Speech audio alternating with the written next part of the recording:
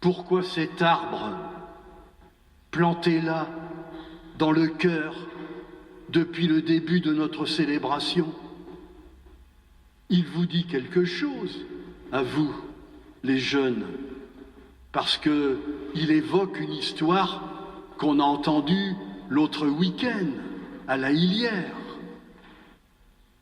Et pour le résumer, je vous partage rapidement cette histoire vraie, authentique. Il s'agit d'un garçon qui a fait une très très grosse bêtise. Et son père, excédé, en colère, lui désigne la porte. « Va-t'en, je ne veux plus te voir, quitte la maison. »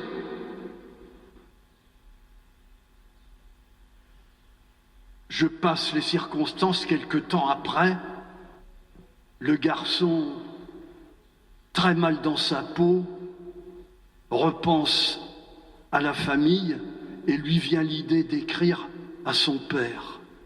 « Papa, je me rends compte de ce que je vous ai fait, je suis impardonnable. Dimanche prochain, je serai dans la région. Je passerai devant la maison. Si tu veux me recevoir, accroche un foulard au pommier devant la maison. » Le jour venu, le garçon, dans sa voiture, est accompagné d'un copain.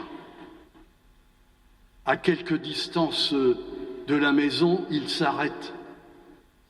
Il dit à son copain « Prends le volant. Moi, je vais fermer les yeux.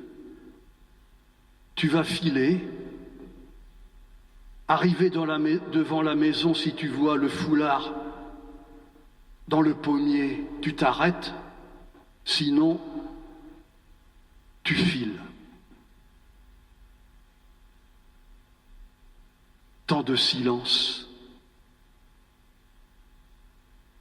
La voiture avance. Le garçon demande « Tu ne vois rien dans le pommier ?» Et son copain « Je ne vois pas un foulard, mais le pommier est rempli de foulards. Je ne vous dis pas l'émotion qui a terminé cette rencontre de ce garçon avec la famille. Vous ne trouvez pas une ressemblance? L'histoire du garçon et du foulard dans le pommier avec l'histoire que vous nous avez racontée tout à l'heure, racontée par Jésus. Un père avec ses deux garçons, je trouve particulièrement désagréable, puisqu'il y en a un qui veut quitter la maison, il va revenir, et le second va devenir jaloux qu'il les soit accueilli, et il va quitter à son tour. Ça, nous dit Jésus, c'est l'histoire des hommes avec Dieu. Et Dieu, c'est qui? Dieu, il ressemble à ce papa-là. Un père, pas un père tout-puissant. C'est pas le roi soleil. C'est même un amour dont sa toute-puissance est d'aimer, mais d'un amour patient, inusable. Vous connaissez ça, les parents. Un amour patient, inusable. C'est ça le Dieu des chrétiens, révélé par Jésus.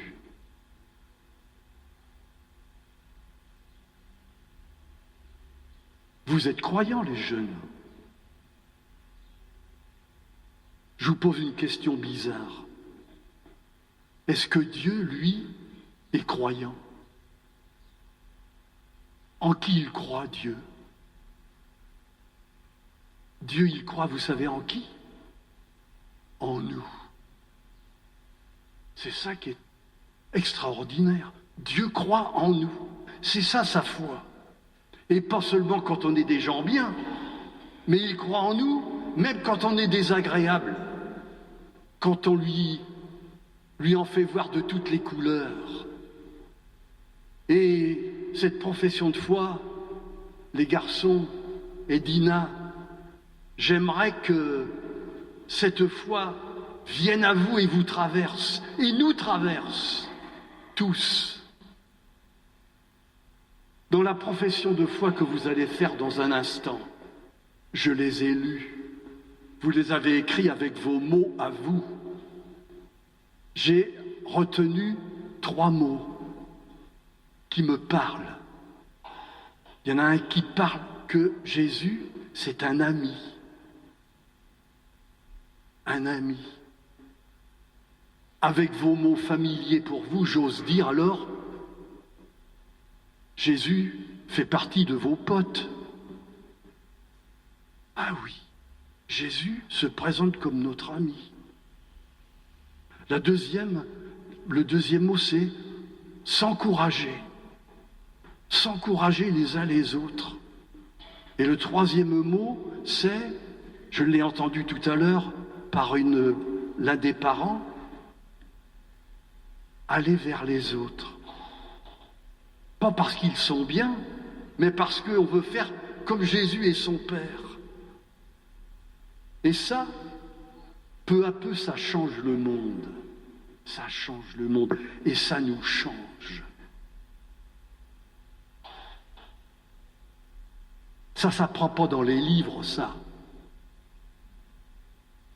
Mais vous pouvez le vivre, l'apprendre en fréquentant cette assemblée du dimanche et en fréquentant aussi ces groupes qui existent. Par exemple, je vous parle de Spiritine, le groupe des 4e, 3e, on se rassemble avec Cyril chaque mois, toute une soirée.